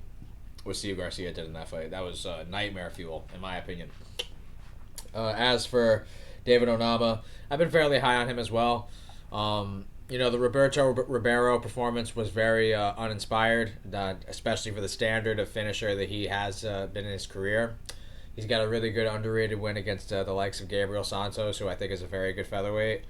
He was losing that fight, but was able to get the shot to put him down and get the win. What I like about both these guys is they're not small featherweights. Excuse me, let me get a water. They're both like 5'10" or above. I know Steve's like 6 foot, listed at least, and Nama's like 5'10", 5'11", something like that. These are not small featherweights, and they're finishers, man. They really can get finishes. Both hailing from decent gyms. I don't know if Onama still trains at Glory in Kansas where he used to, but I feel like he does still have like connections with those guys. As for Garcia, He's kind of, in my opinion, he's moved to the main guy at Jackson Wink now that Jones is gone. I feel like the gym has really put their sole focus into him than any other fighter, and we've seen improvements in his game in every facet of MMA. I liked what I saw in the Cater fight, but truthfully, I expect more resistance from Onama than what we got in the Cater fight. I don't think it's just going to be a clinical decision like that. This is going to be a 5-round main event. This is for an opportunity for a real ranking in the featherweight division. I like both these guys. I think it's really close. I think that they're both decent strikers. I think the grappling, I suppose, would be more in favor of Onama from a submission standpoint. But Steve's got mean ground and pound, man. He really does. And statistically, I checked his takedown defense is very good. So I feel like that's going to help keep this fight where Steve wants it on the feet. And when push comes to shove, Garcia, maybe he's not a champion, but I really like this run that he's been on. He's kind of reinvented himself from being the guy that I want to say he got TKO'd by Mahashete. Is that right, Alex? Yes, he is. From going from the lightweight to get knocked out by Mahashete to reinvent himself in 145 in the fashion that he's done it, I think it's very inspiring. I think it's very cool that he's been able to really become this finisher. And in his last fight, he even showed that he can go 15 minutes against a good boxer with a good gas tank in Calvin Kattar.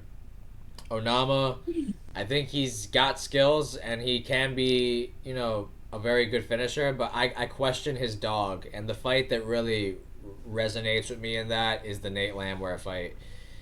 I mean, on paper he's the better athlete. On paper he's more powerful. He's got the better submission game, and he finds a way to lose that.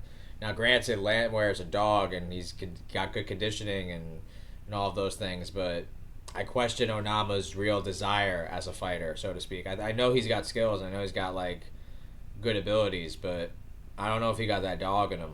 I know Steve got that dog in him. Very tough fight, but I think I'm gonna go Steve Garcia in this one. I see this being a very competitive fight. I'm gonna go counter to what people would think, because both these guys are prolific finishers in the featherweight division. I think both these guys feel the pressure of the moment in terms of not wanting to mess this up. This is an opportunity at a real step up in the rankings, main event. So I think it's going to be a very competitive fight. I'm going to go with a Steve Garcia decision win in a hard-fought battle where I feel like there's multiple momentum swings. I think this could be back and forth rounds, but I trust in Steve Garcia's desire to win more than David Onama. So I'm going to go with a Steve Garcia decision win. Mean Machine keeps it going. Yeah. I got Steve Garcia as well. I faded David Onama in a couple of his fights recently. Not a big fan of Onama's fights. I think his performances have just not really been impressive to me. He missed weight against Jonathan Pierce and had a close-ass decision against him. And I think there was a short-notice opponent he had where he just fucking looked like dog shit, and he was favored to kill that dude. It was I think it was Roberto Romero. That was the dude. He wasn't able to knock him out, but Timmy Kwamba was able to. That is not a good sign in hindsight. And I'm not a big fan of Onama's style, I think. And honestly, I think he lost to Giga. And I picked Giga to win. I know this is going to sound like biasness in here, but I thought Giga won that fight. And I think Giga was having some moments on the ground, if I'm not mistaken, against Onama. So if he can have moments, I think Steve Garcia can, because I've seen Steve Garcia do good on the ground as well. I think Steve Garcia is going to win this fight, and I think he is going to finish David Onama. I don't trust in Damon Onama's cardio, and I don't trust in his chin. I think his boxing defense is mid.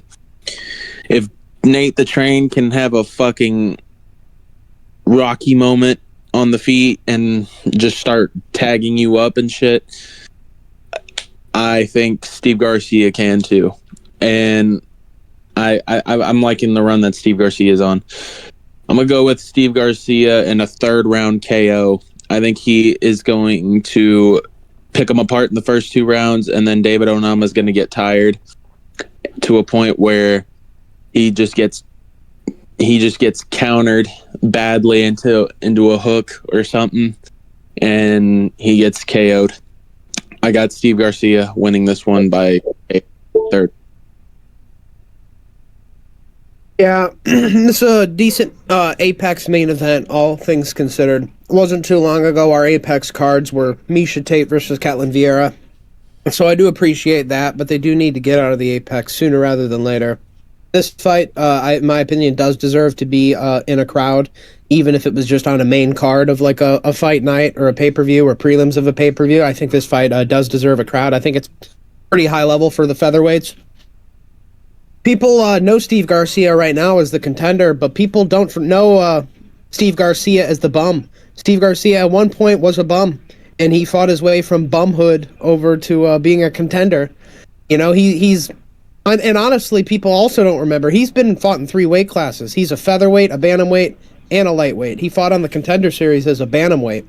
His early career was a bantamweight. He kind of didn't know what he wanted to be, and he kind of went between the 3 weight classes for a while until he found his home at featherweight. You know, but he's got some questionable losses. The KO loss to Mahashate doesn't look good. He has a loss on the regionals to Ricky Tercios, which also, in my opinion, doesn't look good.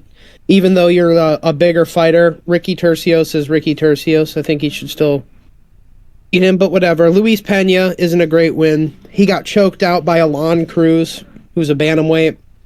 Not the greatest. He's a bantamweight that came into the UFC and wound up getting cut as well. David Onama has some decent striking in moments. He's also got, I would say, the better submission game out of the two. But kind of like what Tony said, I think there's just a lack of dog when it comes to David Onama. And the Nate Landwehr fight is why I think that he just kind of got outdogged and destroyed by somebody less technical who just had significantly more dog and cardio and who was just willing to put it on him. And I feel like Steve Garcia is similar in certain ways to Nate with the pressure. I don't know if he has the same cardio as Nate, but I know he's got a lot more efficient and better, powerful offense than Nate. I think he's got a lot more power. He's got way better hands. Nate's just kind of like a pressure putter, whereas Steve Garcia is as well. He just doesn't do it as output heavy. But he can get into scraps, and he kind of forces his opponents into scraps, and sometimes up until recently in the Kattar fight, where they kind of have to throw back and forth with him until they're the ones that go down. I think Steve Garcia is more technical than people give him credit for. I did pick Calvin Kattar to beat him. You know, I figured, Yusuf Salal has just got too much movement, but Steve Garcia, he'll stay there and he'll box with Kattar. And I think Cater's going to be able to jab him up, but Steve Garcia proved that he had some real technique behind his hands. It wasn't just throwing power punches and arm punches and stuff like that. He has some real technique where he can outbox legitimate boxers. Calvin Kattar is old, is washed, but to me that was still impressive. And to drop Kattar, in my opinion, is impressive as well, because not a lot of people drop Kattar. I think Garcia can really crack. He does have a grappling game as well. I don't think he's going to be just easy pickings on the ground for Onama or anything like that. I think this fight is going to see a couple of rounds. I think Onama is going to be able to strike with him for a little bit. But I think Garcia is eventually going to win the exchanges. I think Onama kind of has to fight a non-fight in order to win. I think he's going to have to cage hold and get takedowns and fight on the feet at range. Whereas Garcia is the complete opposite. He wants to get in the pocket and land powerful shit. And I think, certain people might be able to beat Garcia. I've always said that somebody's going to be able to beat him, but I don't think Onama's that somebody. I don't think he's got the power. I don't think he's got the technique, and I think he's got a little bit of soy in him. I always have themes in my predictions lately. Lately, it's been like UFC experience and what I've seen more of and what fighter I've seen more out of. But I think it's going to change now. I think it's going to change because a lot of these fighters, man, I see a little soy in them, and I'm going to pick against it. I'm going to be picking against the soy that I see, and I see some soy in the spirit of David Onama. And I think Steve Garcia is going to win.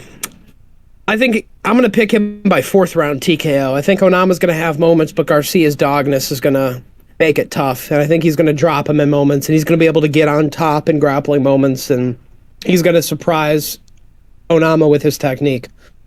I think he's going to drop him somewhat early. Onama's going to recover, start to put a pace back on Garcia, and then Garcia's going to drop him again and finish the fight. I'm going to say Garcia by 4th round TKO. Kind of just forcing him into scraps in certain moments. Getting in the 4th round, Onama's wearing the damage. He isn't used to this type of fight as much as Garcia is. Eventually, he hits him with like an overhand or a hook, puts him down, TKOs him. 4th round TKO, Steve Garcia.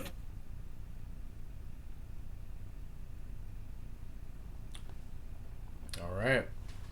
Well, those are our UFC Fight Night picks and predictions. We really appreciate you guys for staying and watching the video. Make sure to go like and subscribe. And anything else you guys got left to say?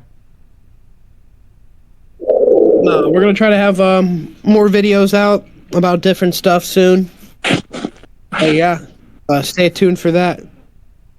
Dwayne Johnson take fucking Themba Garimba's house away.